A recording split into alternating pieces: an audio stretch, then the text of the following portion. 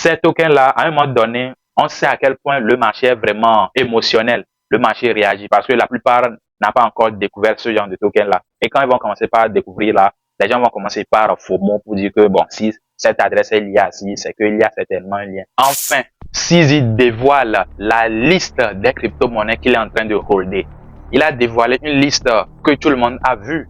Mais moi, je viens dans cette vidéo, je suis allé plus loin et j'ai découvert une de ces adresses qu'il a eu à utiliser il y a de cela quelques mois pour faire un don. Sur cette adresse-là, il y a des crypto-monnaies qu'il a eu à recevoir. Et ces crypto-monnaies-là, certaines d'entre elles ont été choisies même déjà par Binance et sont sur le point d'être listées si les votes sont passés. Donc, on va ensemble énumérer ces crypto-monnaies-là dans cette vidéo. Parce que ici, vous savez très bien que on est là pour les opportunités. Et on sait à quel point Sisi aujourd'hui, c'est l'une des grosses têtes de l'écosystème. Et tout ce qu'il touche, ça peut vraiment faire un gros effet. Donc, il faudrait prêter une attention particulière à tous ces mouvements en fait. Donc, sans plus tarder, on va voir ensemble la liste complète du bag de Sisi pour une première fois. Alors, on va aller premièrement sur son premier bag, ou bien ce que tout le monde connaît de façon officielle qu'il a eu à partager. La toute première crypto-monnaie que Sisi hold et qu'il recommande, c'est le BNB, qu'il hold à hauteur de 98,48% dans son portefeuille. Après tout, c'est tout à fait normal pour un fondateur d'une plateforme du nom de Binance de holder en majorité le token de sa plateforme. Ça montre à quel point il croit en son projet, bien sûr, comme du fer. Et il est prêt à perdre ou bien à gagner un peu plus sur la croissance voilà, de cette plateforme et par ricochet la croissance de cette crypto-monnaie. Donc, ce qui justifie cette proportion vraiment remarquable de ce token-là d'échangeur. Donc, le BNB ici, c'est de 98,48%. La deuxième crypto-monnaie que Sisi hold, c'est bien sûr le Bitcoin, la mère des crypto-monnaies, d'accord, qui représente 1,32% de son portefeuille, d'accord. Et bon, c'est tout à fait normal. Si aujourd'hui Sisi hold le Bitcoin, lui-même il a expliqué que on ne peut rien faire aujourd'hui sans le Bitcoin. C'est à cause du Bitcoin que nous tous nous sommes là. Si aujourd'hui le Bitcoin va à zéro, c'est que rien ne va rester. Toute cette technologie que nous voyons aujourd'hui, la scalabilité, les AI agents, la modularité, tout ça là, ça va disparaître parce que c'est le Bitcoin qui est la mère. Donc c'est tout à fait normal de holder au moins une portion de son portefeuille en Bitcoin. Et bien sûr que les micro-stratégies, les BlackRock et consorts ne sont pas également fous d'aller holder du Bitcoin. Parce qu'après tout, nous tous, nous sommes majoritairement altcoin, mais le but aussi, c'est de pouvoir revenir tôt ou tard sur le Bitcoin. Parce qu'il faut l'avoir, d'accord? Donc, c'est tout à fait justifié.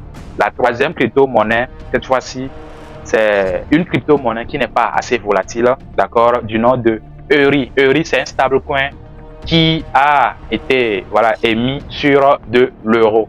Eury a été listé sur Binance, un stablecoin, parce que vous savez, après l'effondrement de leur BUSD, Binance s'est vraiment investi dans tout ce qui est stablecoin. Ils ont eu à signer un partenariat avec Circle, ils ont eu à investir dans beaucoup de projets qui développent des stablecoins.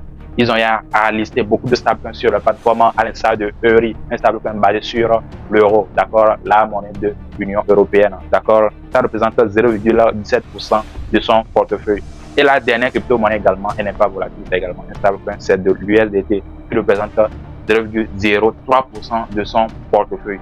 Ça, c'est ce qui nous a fait voir de façon officielle sur son profil et il a un peu expliqué le raisonnement derrière. Mais comme je vous l'ai promis en début de cette vidéo, je vais tenir à ma promesse.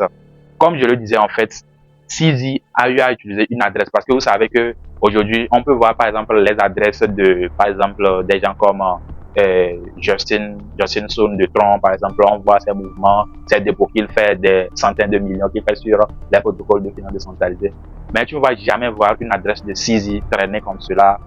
Il est vraiment sécrétif que, comme sa plateforme en fait, qui ne dévoile pas tout en fait. Donc, on a eu l'occasion cette fois-ci de pouvoir tomber sur une de ces adresses. Bon, il a bien précisé que il a juste utilisé cette adresse-là pour faire un don à quelqu'un qui en avait besoin. Il a fait un don de $100 000 à quelqu'un qui avait besoin pour une œuvre de charité. Mais force est de constater que cette adresse maintenant est devenue une référence parce que cette adresse vu que les gens l'ont découverte, maintenant, les gens sont en train de faire des dons. Et un scénario à la Vitalik Buterin et à la Shiba risque de se reproduire encore. Parce qu'on a des crypto-monnaies là-dedans qui sont vraiment remarquables. Et comme je l'ai dit, il y a déjà même des crypto-monnaies qui ont été voilà, proposées par Binance pour le listing en fait. En premier lieu, bon, je vais vous afficher également la capture, vous allez voir. Hein. On a des crypto-monnaies comme Broccoli. Broccoli, pour ceux qui se rappellent, j'avais eu à faire une vidéo aussi où je parlais un peu de la stratégie de CZ pour la BSC. Et Broccoli, c'est le nom du chien de CZ, d'accord? CZ Dogs ou bien Broccoli. Donc ça se trouve également sur cette adresse-là. Je vais mettre également cette adresse où vous pouvez aller également vérifier la véracité de ce que je suis en train de dire. Je ne dis pas de bêtises. Il y a Broccoli, il y a le BNB bien sûr, encore une fois. On a voilà Coma Inu. Coma Inu également, si vous allez sur Binance dans la partie Community Vote, ils ont également proposé Broccoli, ils ont proposé Coma Inu. On a également, bon, on a voilà, des tokens comme CAT. Bon, CAT, ça c'est vraiment une très forte proportion. Mais CAT est déjà listé sur Binance. On peut voir des tokens également listés sur Binance comme MDT, des tokens comme Catboy et consorts. D'accord? Il y a même des tokens qui lui ont été airdroppés d'une valeur de 2 millions, mais seulement qu'il n'y a pas assez de liquidité.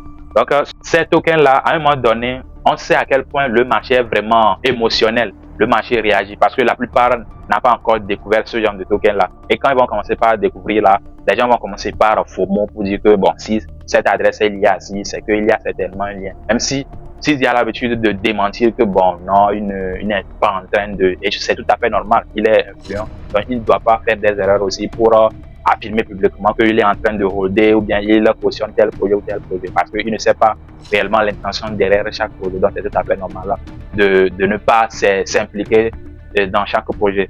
Mais c'est des adresses ou bien des tokens à suivre également de très près pour CZ également. Donc bon, je vais vous afficher la totalité, vous allez également voir l'adresse en description de la vidéo.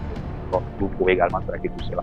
Donc voilà de façon concrète et brève ce que je voulais partager avec vous pour ce qui concerne le bag de CZ. Dites-moi ce que vous en pensez. Qu'est-ce que vous pensez de ce bag là?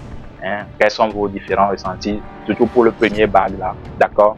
Qu'est-ce que vous trouvez? Et pour ce second bag, non, pas tellement officiel. Mais je vous rappelle ici que ces tokens du second bag là sont très volatiles et il faudrait vraiment faire attention, d'accord? Et déjà, il faut mettre, si vous avez de l'intention de spéculer, il faut mettre des sommes que vous pouvez vous permettre. Moi, je ne dis jamais que vous êtes prêt parce que personne n'est prêt à perdre de l'argent. Mais vous pouvez vous permettre. C'est-à-dire que si vous perdez cet argent, vous n'allez pas être ruiné. D'accord? Dites-moi ce que vous en pensez dans les commentaires. Si vous avez des questions comme d'habitude, le Telegram est là. Nous, on est là pour vous répondre régulièrement. C'était Satoshi Trinta. On se retrouve pour une prochaine vidéo. Ciao, ciao.